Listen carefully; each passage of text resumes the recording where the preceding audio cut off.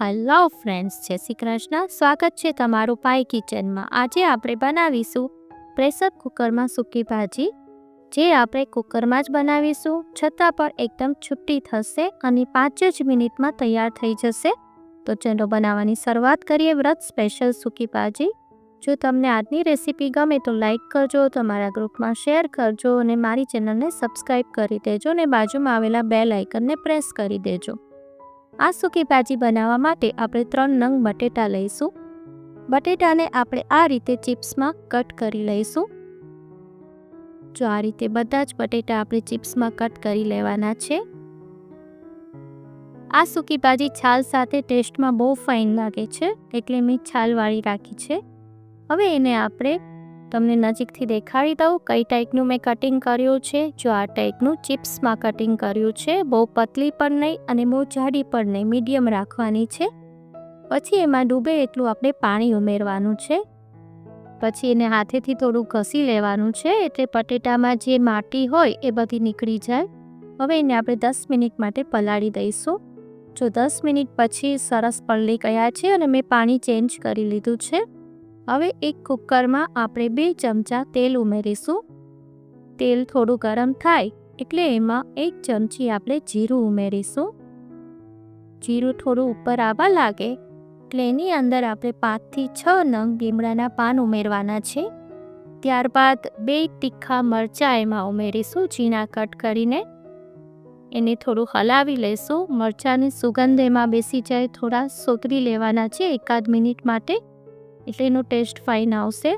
હવે જે બટેટાની ચિપ્સ આપણે કટ કરી છે તેમાં ઉમેરી દઈશું. જો બધા જ બટેટાની ચિપ્સ મેં ઉમેરી દીધી છે. હવે 1 ઇંચ આદુનો ટુકડો લઈશું, એને બરાબર ખમણી અને એમાં ઉમેરી દઈશું. ત્યારબાદ આપણે એને થોડું હલાવી લઈએ. જો આ રીતે બરાબર મિક્સ થઈ ગયું છે. હવે એની અંદર આપણે અડધી ચમચી મરી પાવડર ઉમેરીશું. ત્યારબાદ 1 ચમચી સિંધાલું મીઠું ઉમેરીશું. વ્રત માટે બનાવીએ છીએ એટલે આપણે સિંધાલું મીઠુંનો યુઝ કર્યો છે. હવે એમાં 2 ચમચી ખાંડ ઉમેરીશું. ત્યારબાદ એની અંદર 2 ચમચા આપણે પાણી ઉમેરવાનું છે. આ મસાલો જે આપણે કર્યો છે અને આપણે આ કુકરમાં કરીએ છીએ એટલે મસાલો બેસે નહીં, એટલે 2 ચમચા એમાં પાણી ઉમેરી દઈશું. જો આ રીતે પાણી ઉમેરી અને આપણે બરાબર મિક્સ કરી લેવાનું છે. આ સૂકી ભાજી ટેસ્ટમાં બહુ જ ફાઇન લાગે છે. એકવાર ચોક્કસ ટ્રાય કરજો અને પછી મને કહેજો કે તમને આજની રેસીપી કેવી લાગી. હવે એને તમને નજીકથી દેખાડી દઉં. જો આટલું થોડું પાણી રહેશે, તનસ વિસલ થશે એટલે બધું બળી જશે પાણી. હવે આપણે એને ઢાંકણ બંધ કરી અને ફૂલ ફ્લેમ પર જ 3 વિસલ થવા દઈશું.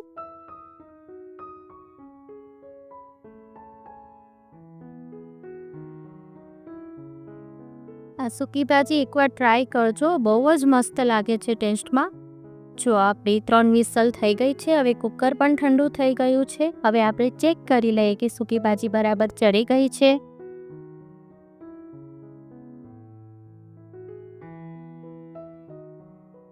જો આપણે હલાવીને જોઈ લઈએ, સરસ થઈ ગઈ છે. આપણે થોડું ચાકુથી ચેક કરી લઈએ બટેટા બરાબર ચડી ગયા છે કે નહીં. હા, બટેટા પણ સરસ ચડી ગયા છે. હવે એને આપણે સર્વ કરીશું. સર્વ કરવા ટાઈમે તમે આમાં લીંબુનો રસ ઉમેરજો અને કોથમીરથી આપણે ગાર્નિશ કરી લઈશું. જો તમને આજની રેસીપી ગમી હોય તો સબસ્ક્રાઈબ કરવાનું ના ભૂલશો.